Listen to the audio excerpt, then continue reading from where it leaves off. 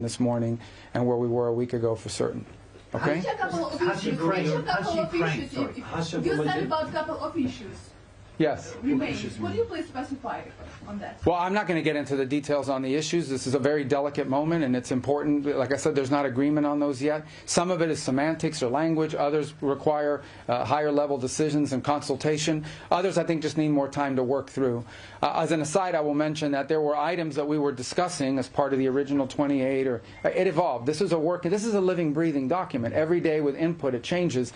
There were some that involved equities or the role of the EU or of NATO or so forth, and those we kind of segregated out because we just met with the national security advisors for various European countries, and those are things we'll have to discuss with them because it involves them. So we sort of really focused on the ones that were bilateral in nature for the most part. So there are a couple, none of it insurmountable. I can tell you that the items that remain open are not insurmountable. We just need more time than what we have today. I honestly believe we'll get there. So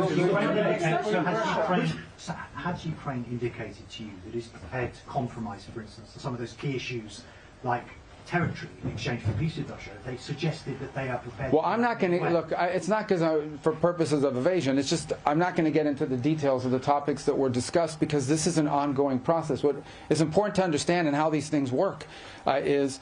You have to, in order to have a proposal, you have to write it. You know, if it's just verbal, it's in the air. You have to put it down on a piece of paper, and just because it's printed on a piece of paper doesn't indicate finality.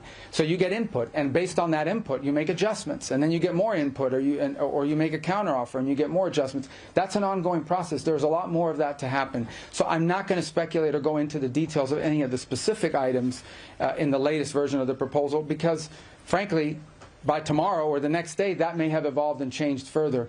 And but I can tell you, I guess that I feel very optimistic that we can get something done here because we made a tremendous amount of progress today. So President Trump about the attitude of the Ukrainians during this negotiation? Oh, it was very positive. I'm telling you, today was the most productive day we've had. Ungrateful earlier.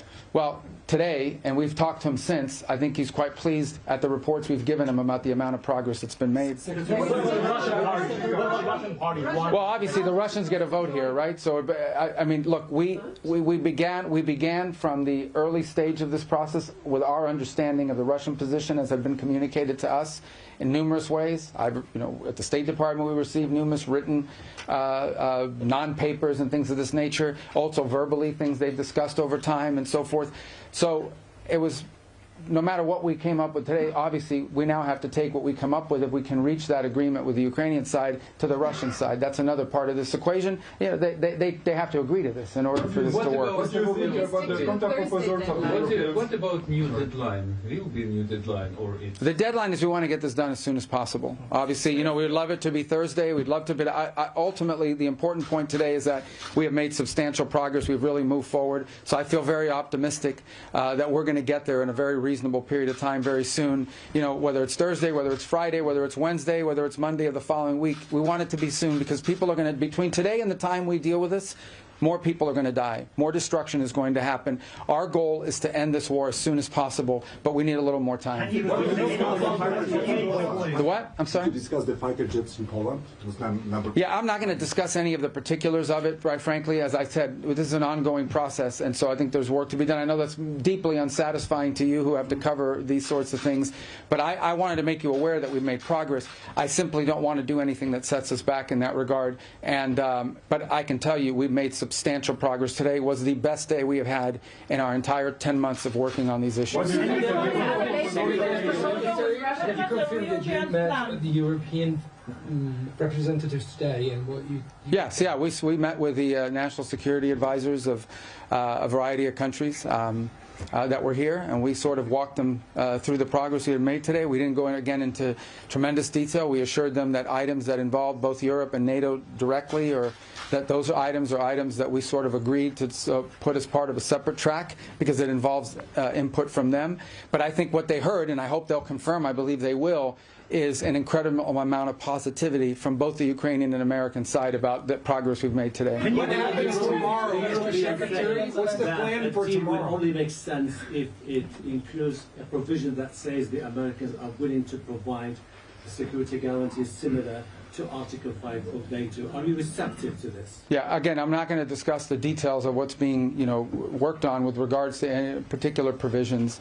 I mean, clearly, I think we all recognize that part of getting a final end to this war will require for Ukraine to feel as it is safe and it is never going to be invaded or attacked again. So that's clearly something that has to be discussed. I think we've made substantial progress on that and other points, but I'm not going to get into the details today about all of those. I have time for two more, guys, because I got to run somewhere. The what? You're asking the Russians to make. Zelenskyy in the next hours? Am I what? Would there be a call between President Trump and Zelenskyy? I don't know. It's possible. I'm not sure. What's the plan? What happens tomorrow? Tomorrow? Yeah, what happens We from keep here? working. I mean, look, this process. here in Geneva? No. This process has been ongoing now for the better part of 3 weeks, and it's really sped up in the last 96 hours. So we have all kinds of people at technical levels that are working full time on this and engaged in this full time. In fact, even as we got up and broke up now and walked away from the table, there are a handful of technical items that we expect answers from them on or suggestions from them on in the next 24 hours or so. So this is an ongoing process. We don't have to be here in this building for that to move, but we thought today being here in person allowed us to make great strides, because especially since they sent such a high-level delegation who have the authority to sort of call back to their capital, talk to their president, and make and agree to certain things.